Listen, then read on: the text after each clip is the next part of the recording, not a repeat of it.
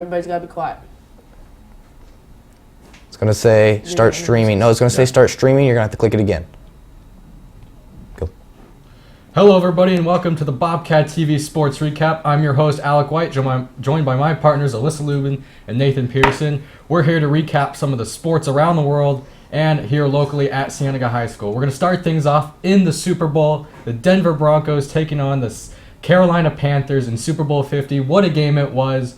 Broncos come out on top, 24-10. Von Miller absolutely destroying Cam Newton, 2.5 sacks and 2 forced fumbles, earns the MVP of the night. And Peyton Manning, the sheriff, if this is indeed his last rodeo, he walks away with the victory. Alyssa, what are your thoughts on the game? You know, I watched that game from start to finish, and I thought it was a great game for both teams. Denver came out looking like they were ready to play, and I think that was the difference. When you looked at the Panthers come out playing, the Panthers did not start the game the way they would have liked to start. You know, Stewart had a possible knee injury early on in the game, showing that he still had the hops, though, with that leaping touchdown over that line.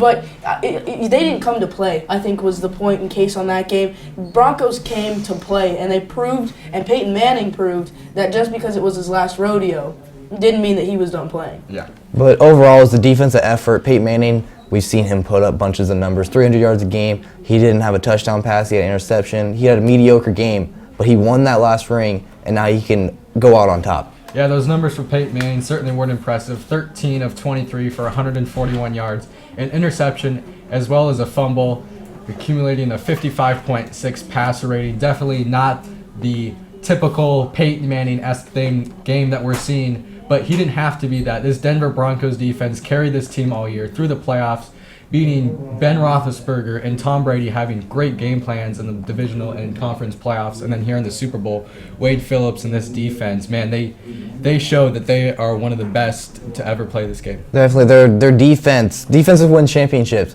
They're being related to the '85 Bears, the 2002 Buccaneers. Great defenses, great example why defenses win championships.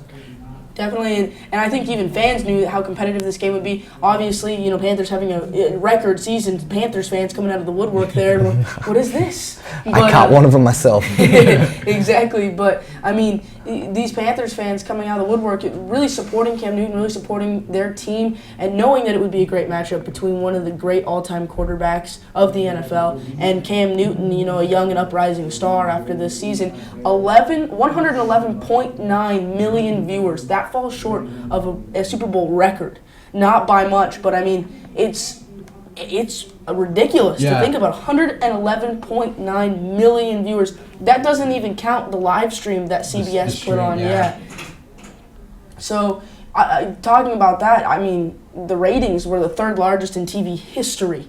Certainly very popular game around America, and I think it just barely missed out on last year's game between the Seahawks and Patriots. I think that's the one that set the record because you had at the end Brady driving down and then Malcolm Butler with that interception that's going to go down in Super Bowl history. But overall, I think it was a great Super Bowl, one to remember. Maybe not one of the most exciting finishes we've ever seen. Definitely a defensive battle. If you're an offensive person, maybe this wasn't the game for you. But if you're a Denver Bronco fan, you're waking up happy this morning. Oh, yeah. And to go on that on the other side, Cam Newton, in my opinion, I've kind of lost a little bit of respect for this guy. He pretty much promised a Super Bowl victory for the Panthers, and he didn't own up to his own mistakes. He definitely had a lot of mistakes in that game. All throughout the season, he was very cocky, showing that he's the best in the NFL. In that game, he did not show he was the best in the NFL, especially in that press conference when he walked out. Yeah, I believe sportsmanship is one of the biggest factors of football, or one of the biggest factors of sports in general. You know, Nathan and I, you and I talked about this last night during the girls' game against Sabino on senior night. Sportsmanship is one of the biggest things in sports, especially in high school and as you get older. In high school sports, your reputation, your attitude will precede you wherever you go. It will be in the gyms of college coaches. It will be in the minds of college coaches before you even meet that college coach. You know, your name and your attitude will determine your legacy and whether, you know, how far you go in sports. And I think that as you get older, as sports gets, I guess, more lucrative right? Your sportsmanship has to be so much better because you're not only setting an example for your team and for other quarterbacks coming into the league, but you're setting an example for the upcoming generation. As Cam Newton likes to talk so much about, kids who are underprivileged and giving them his time, showing them his respect. I don't think he showed his respect to his fans when he walked out of that press conference. No, I don't either. Cam Newton, face of the NFL, MVP of the year, and just an incredible season. You've got 17 wins that he accumulated over this season, 45 total touchdowns. So there wasn't a lot of negative outcomes for him throughout the season. I think here in the Super Bowl, he learned, had a humbling experience, and I think this is something that he's got to learn from and be able to take that next step.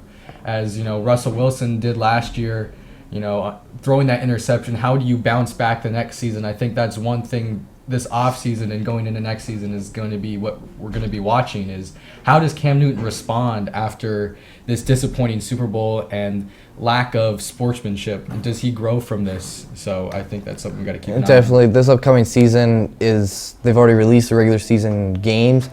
It's going to be even harder for him.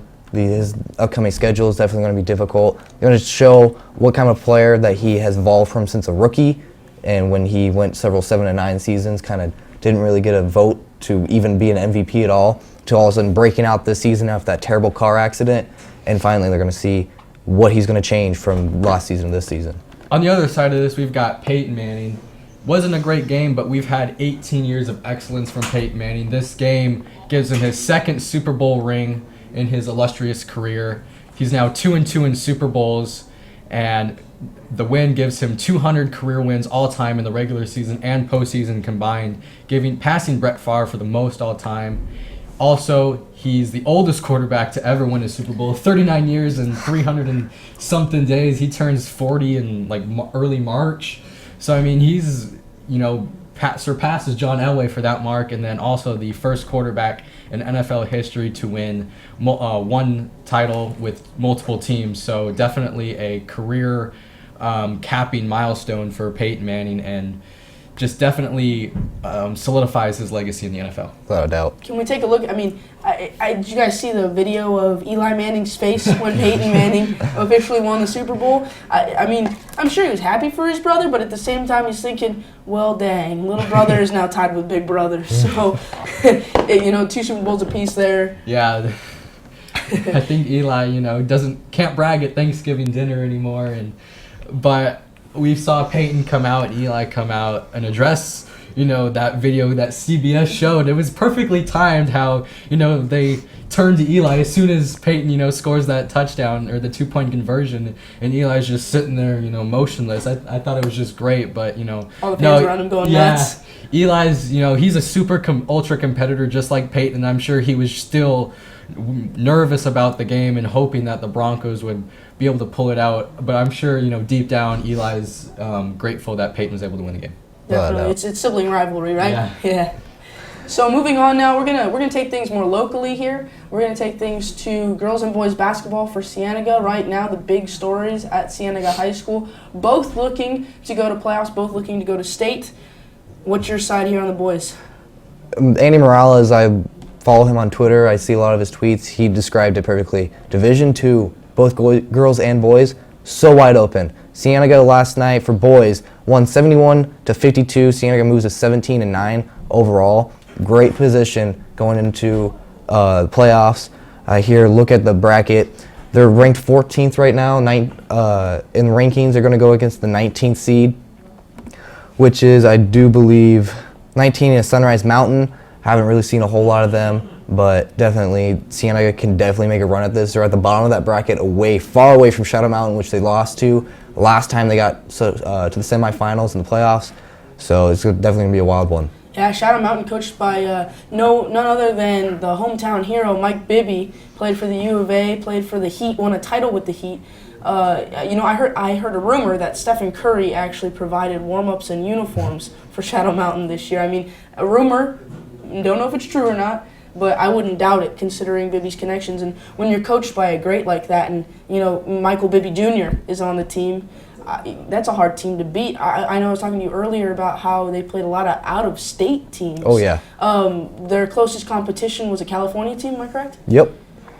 So, I mean, obviously California basketball has always been said to be, much higher level than Arizona volleyball, Arizona basketball, but there's,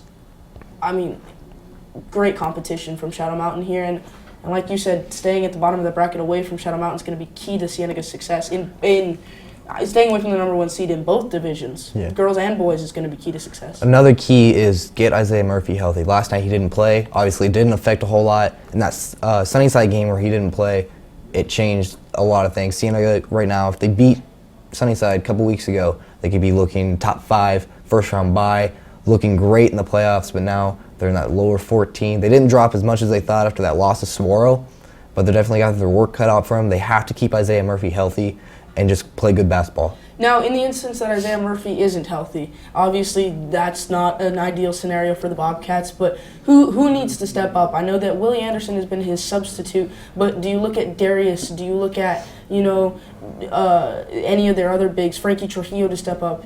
Who do you look at? It's just a mixture of players. Coach Johnson does a great job subbing players around, rotating, creating the mismatches that they want. Darius Williams, who was supposed to initially start in the beginning of the year, has to step up.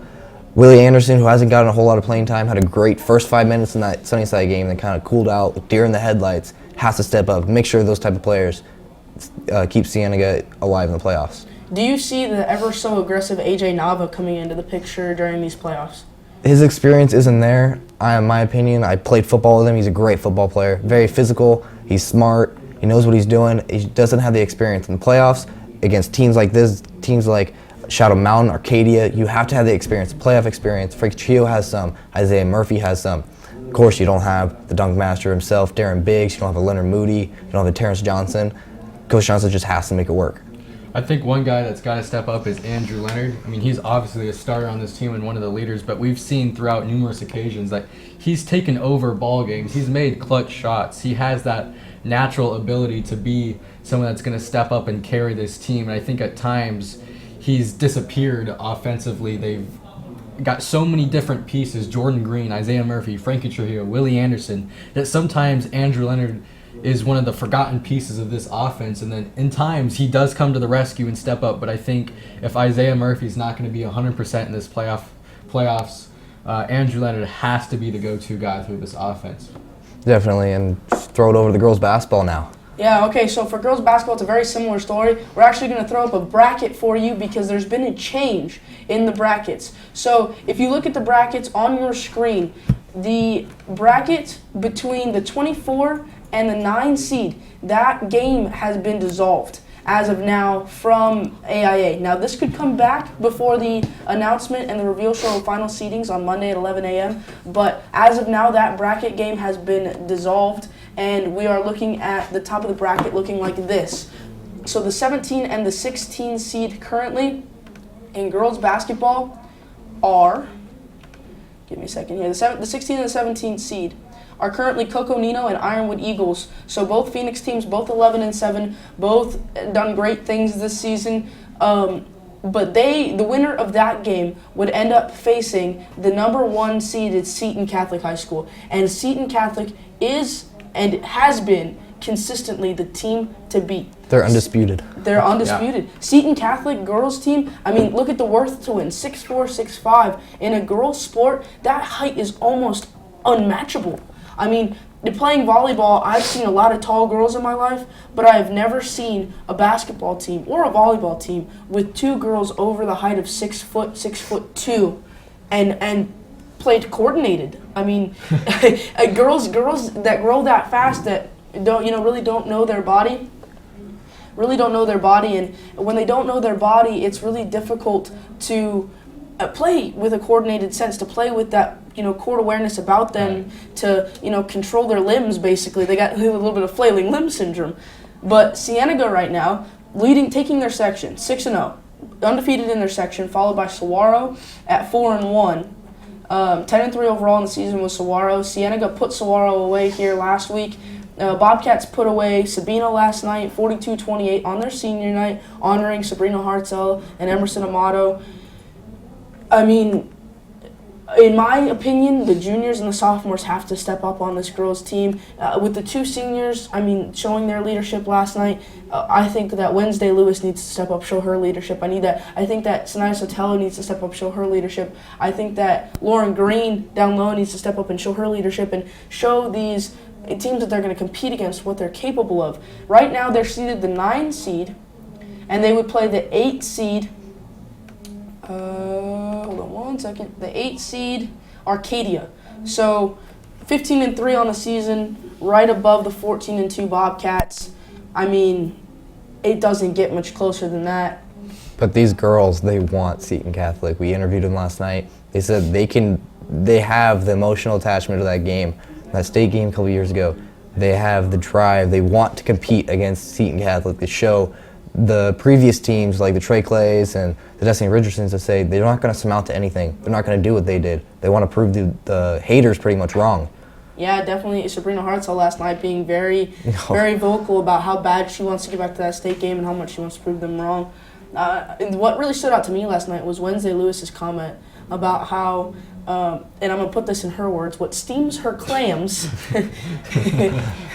is, not playing like a team all game, full game, not being believed in all game, full game. And I would agree that, playing as a team, being an all-game team, not being that second half team that they've been, talked about to be, that they've shown to be, not putting away Saguaro to the second half, to the fourth quarter, getting outscored last night in the second half against Sabino. But, most of the time a second half team, they have to be an all-game team to make it through these playoffs. They have to start with their foot on the gas, and they have to keep their foot on the gas until those 32 minutes are up. And I think that will be the key to success for these Bobcats. They got to get shots to fall. They got to drive inside. And, these girls have that potential. I think that they have the heart, and I think that they have the willingness and the drive to get there. And, my coaches have always told me that there are 2 things that you can't teach, and that's heart and height. And, Lauren Green's got the height.